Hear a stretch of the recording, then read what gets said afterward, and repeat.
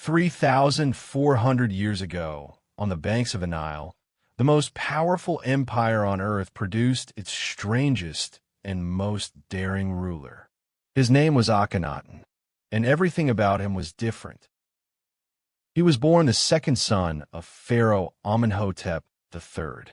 His older brother Thutmose was the crown prince, strong, healthy, the chosen heir. Akhenaten was the spare. He had an unusual body, elongated face, long neck, wide hips, large eyes. He was set apart from birth. While his brother trained as a warrior, Akhenaten spent his days alone, thinking. Then the crown prince died.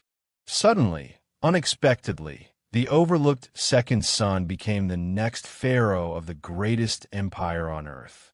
He had spent his whole childhood as an outsider. He owed nothing to the priests, the generals, the old traditions. When he came to power, he used it completely without hesitation to build a new world.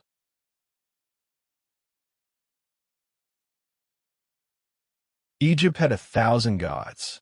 Akhenaten declared there was only one, the Aten, the disk of the sun. Not Ra, the sun god. Not Ammonius, the king of gods. Just the sun itself, the visible, physical disk in the sky, whose light gave all life. He was perhaps the world's first monotheist. He wanted to sweep away 3,000 years of Egyptian religion with a single idea. The priests of Ammonius were the richest, most powerful institution in Egypt, more powerful in some ways than the pharaoh himself. Akhenaten closed their temples. He stopped their income. He sent workers to chisel the name Ammonius off every monument in Egypt.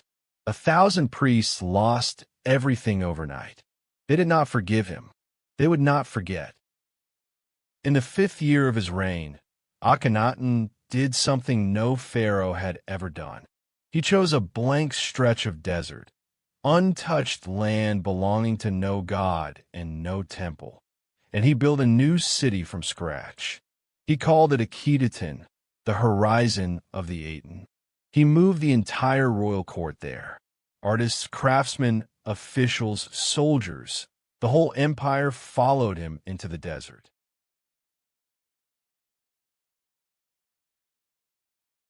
He ruled with his queen, Nefertiti, one of the most celebrated beauties of the ancient world. They appeared together in public constantly, something unprecedented for an Egyptian pharaoh. They were shown playing with their daughters in the sunlight. Real human beings, not god-kings on distant thrones.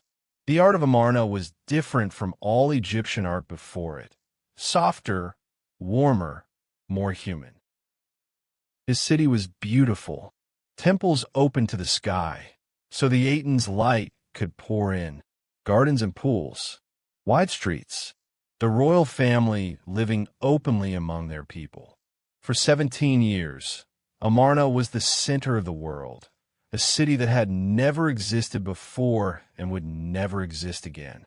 A pharaoh's dream made real in stone and gold. But outside his paradise city, the empire was troubled. Vassal states sent desperate letters asking for help. Enemies were attacking, allies were wavering. The letters were found centuries later, preserved in clay tablets at Amarna. They show a pharaoh absorbed in his religious revolution, perhaps too absorbed to govern the vast empire that depended on him.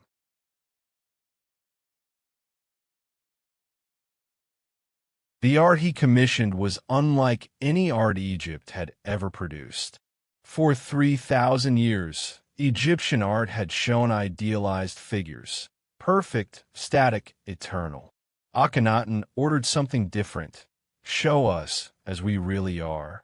The sculptures and paintings of Amarna show a pharaoh with an unusual body, a wife with a long neck and shaved head, children who actually look like children.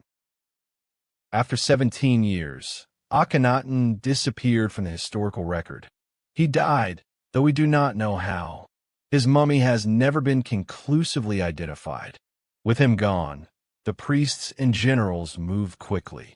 His son, a boy of 9, became Pharaoh. His name had been Akhenaten, living image of the Aten. Within 2 years, the priests changed it to Tutankhamun, living image of Ammonius. The old gods were returning. The city of Amarna was abandoned.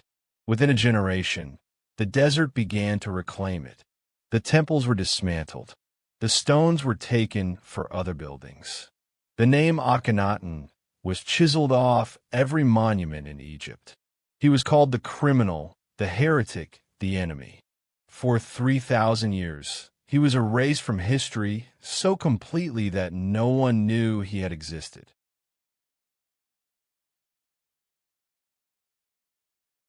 In 1887, a peasant woman digging in the ruins of Tel El Amarna found a collection of clay tablets covered in writing. They were the Amarna letters, diplomatic correspondence from Akhenaten's reign. The discovery proved he had existed. Then archaeologists found his city, his temples, his art. The man who had been erased was emerging from the sand after 3,000 years. His son Tutankhamun, who had reversed everything he built, became the most famous pharaoh in history when Howard Carter opened his tomb in 1922. But the boy king had died at 19. He left no heirs. He was replaced by the same priests and generals who had destroyed his father's vision. The revolution was over. Egypt went back to its 1,000 gods. What do we make of Akhenaten today? A visionary? A tyrant? A madman? A saint? He was the first ruler in history to impose a single god on an entire civilization. He failed completely. His religion died with him. But his idea did not die. The concept of one God, one truth, one divine light, that idea traveled in ways we cannot fully trace into the world's great monotheistic traditions. He lived his own way. He believed what he believed completely, without compromise. He built a city for his vision. He showed his real face, unusual, different, marked by illness, on every monument. He was a man who refused to pretend. The world erased him, and 3,000 years later, we are still talking about him. The sun rises over the Nile every morning. It has done so for millions of years, long before any pharaoh named it God, long after the last temple fell to sand. Akhenaten was wrong about many things, but he was right about one. The light is real, and it gives life to everything. Akhenaten, Egypt, approximately 1350 to 1333 before Christ.